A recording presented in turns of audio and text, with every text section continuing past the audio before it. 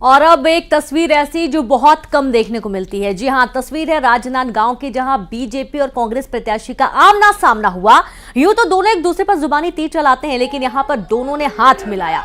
दरअसल प्रचार के दौरान कांग्रेस प्रत्याशी भूपेश बघेल और बीजेपी प्रत्याशी संतोष पांडे मिल गए, तो दोनों ने एक दूसरे से हाथ मिलाया। इस पर भूपेश बघेल ने कहा कि संतोष पांडे गए हैं और मैं आया हूं, उनके जाने का समय है और मेरे आने का समय है। एक तरह से उन्होंने ऐसा कहकर संतोष पांडे पर निशाना भी साधा।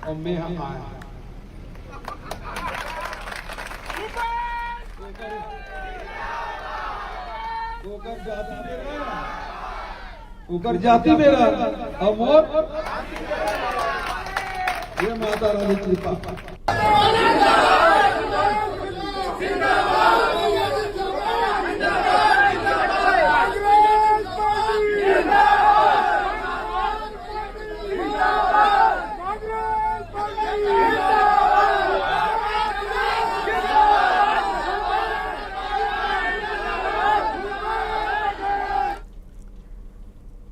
और अब बात मुरैना की, जहां एक दिन पहले हुई सीएम की सभा में खाने के पैकेटों की लूट की तस्वीरें सामने आई हैं।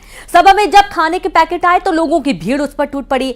एक एक व्यक्ति 10-10 पैकेट ले जाता हुआ नजर आया और इस दौरान हंगामे के बाद भगदड़ मच गई। पैकेटों की लूट का वीडियो अब सोशल मीडिया पर वायरल हो रहा है। बता दें कि सोमवार को मामचौन गाँव में सीएम डॉक्टर मोहन यादव की सभा थी और इस दौरान ये लूट की तस्वीरें सामने आई हैं।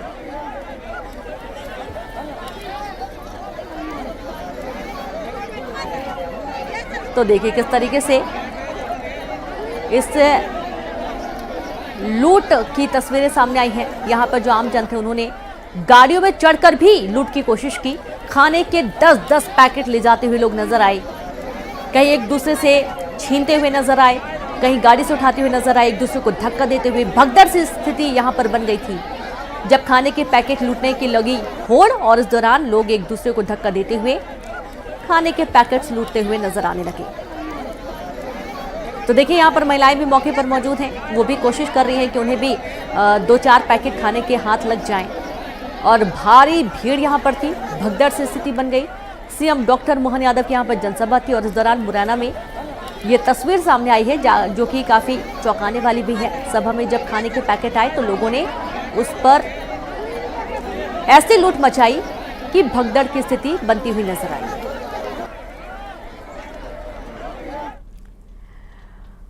और हम जिस लोकसभा का जिक्र करने जा रहे हैं वहां चुनाव का अजब रंग दिखाई दे रहा है। खास बात यह है कि इस सीट पर एक जैसे नाम के 2 कैंडिडेट चुनावी मैदान में हैं।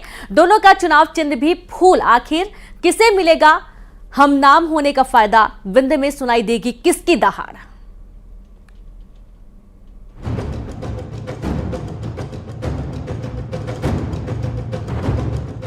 लोकसभा चुनाव का अजब रंग, रीवा का रण।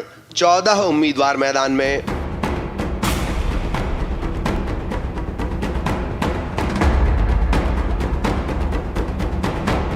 दूसरे चरण में नाम वापसी का समय खत्म होने के साथ ही रीवा लोकसभा सीट पर तस्वीर साफ हो गई है। 14 योद्धा मैदान में हैं। खास बात यह है कि इस सीट पर एक जैसे नाम के 2 उम्मीदवार हैं। नाम भी एक जैसा और जाति भी एक, यहां तक कि दोनों का चुनाव चिन्ह भी फूल ही है। 2 जनार्दन मिश्रा लड़ रहे चुनाव। दोनों उम्मीदवार का चुनाव चिन्ह फूल। कमल का फूल बनाम गोभी के फूल की जंग। निर्दलीय उम्मीदवार जनार्दन मिश्रा का चुनाव चिन्ह फूल तो है, लेकिन ये गोभी का फूल है।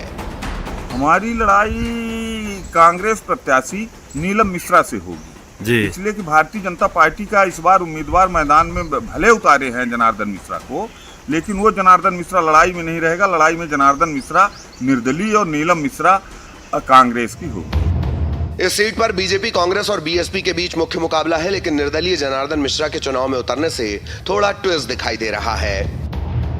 कार्यकर्ताओं ने कि इस मोदी जी के इस संकल्प को पूरा करने के लिए हम रीवा से भारतीय जनता पार्टी को प्रचंड बहुमत के साथ जिताएंगे। कांग्रेस की एकमात्र महिला कैंडिडेट नीलम मिश्रा भी टक्कर दे रही हैं। उनकी कोशिश भी विंध्य में शेरनी की दहाड़ सुनाने की होगी।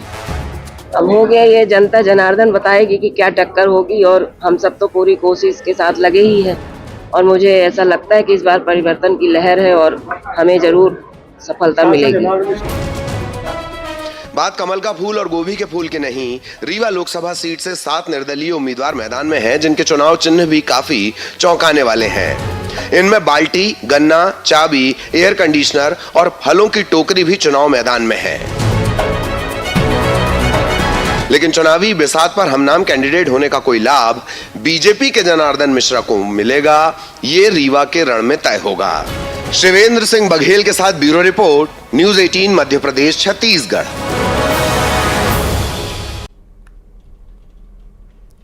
लोकसभा चुनाव को लेकर राजनीतिक पार्टियों ने पूरी ताकत झोंक दी है। घर घर प्रचार अभियान चल रहा है। वोटरों को साधने के लिए प्रचार गीतों का सहारा भी लिया जा रहा है। अब बीजेपी ने हर लोकसभा के लिए अलग अलग प्रचार गीत बनाए हैं, जिसे हिंदी के साथ ही छत्तीसगढ़ी में भी गाया गया। खास बात यह है कि इस 11 गीत को एक ही शख्स ने गाया है।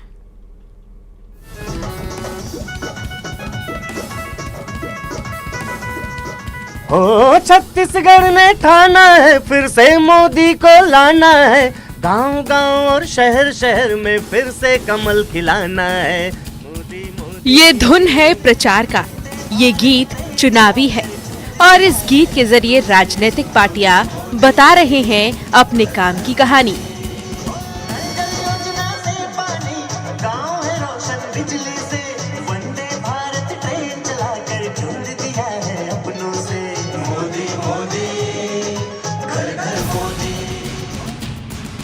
मतदान के दिन का वक्त नजदीक है।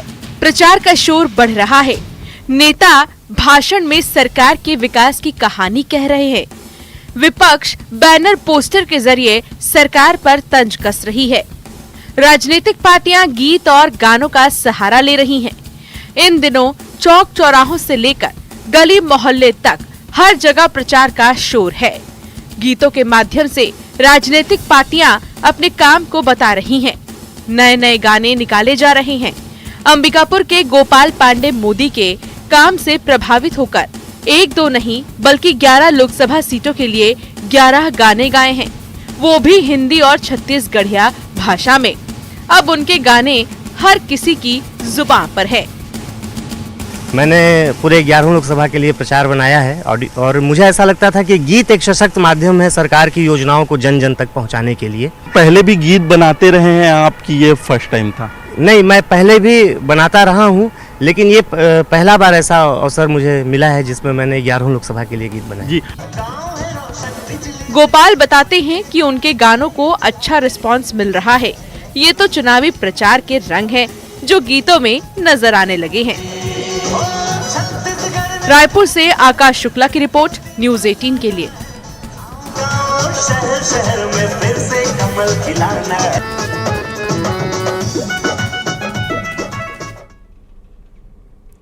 8 साल के मासूम